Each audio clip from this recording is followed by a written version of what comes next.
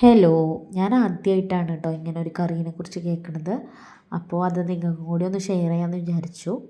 അപ്പോൾ അത് ഒരു വഴുതനങ്ങ വെച്ചിട്ടുള്ള കറിയാണ്. അപ്പോൾ വഴുതനങ്ങ ഇഷ്ടപ്പെടാത്തവർക്ക് ഇങ്ങനെ വെച്ചാൽ എന്തായാലും ഇഷ്ടപ്പെടുന്നതാണ് എനിക്ക് തോന്നുന്നത്. എനിക്ക് വഴുതനങ്ങ വലിയ ഇഷ്ടമില്ല, പക്ഷേ ഈ കറി എനിക്കിഷ്ടമായി. അപ്പോൾ വഴുതനങ്ങ, തക്കാളി, പിന്നെ ഉണക്കച്ചെമ്മീൻ, അത് ആണ് ഞാൻ ആ പാത്രത്തിൽ ഇട്ടിട്ടുള്ളത്. അതിലേക്ക് കുറച്ച് മഞ്ഞൾപ്പൊടിയും മുളക് പൊടിയും ഉപ്പും ചേർത്ത് കൊടുത്തു. മുളക് പൊടി കുറച്ച് ചേർത്തിട്ടുള്ളൂ. എരിവിന് കൂടുതലായിട്ട് പച്ചമുളകാണ് ചേർക്കുന്നത്. ഞാനൊരു 3-4 പച്ചമുളക് അരിഞ്ഞിട്ട് കൊടുത്തിട്ടുണ്ടായിരുന്നു. അപ്പോൾ എനിക്ക് ഈ കറി പറഞ്ഞു തന്നത് എൻ്റെ അമ്മാമ്മേനെ നോക്കാനായിട്ട് പാലക്കാടുള്ളൊരു ചേച്ചി നിൽക്കുന്നുണ്ട്.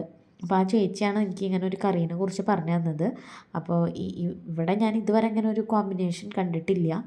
അപ്പോൾ തക്കാളിക്ക് പകരം അവർ പറഞ്ഞിട്ടുണ്ടായിരുന്നത് മാങ്ങയാണ്.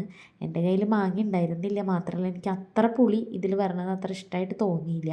അപ്പോൾ അതുകൊണ്ടാണ് ഞാൻ തക്കാളി എടുത്തത്. ഇനി നല്ല പുളി വേണമെന്നുണ്ടെങ്കിൽ മാങ്ങ എടുക്കാം, അല്ലെങ്കിൽ പുളി പിഴിഞ്ഞൊഴിക്കാം. വാളൻ പുളി ഉണ്ടല്ലോ, അത് പിഴിഞ്ഞൊഴിക്കാം. ഞാൻ എന്തായാലും തക്കാളി മാത്രമേ ചേർത്തിട്ടുള്ളൂ.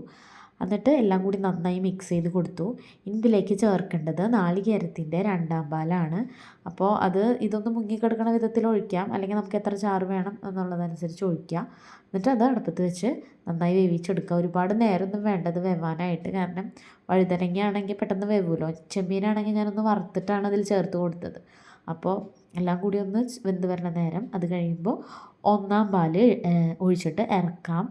1-ാം പാൽ ഒഴിച്ച് കഴിഞ്ഞാൽ പിന്നെ ഒരുപാട് നേരം തിളക്കരുതെന്ന് നമുക്കറിയാമല്ലോ.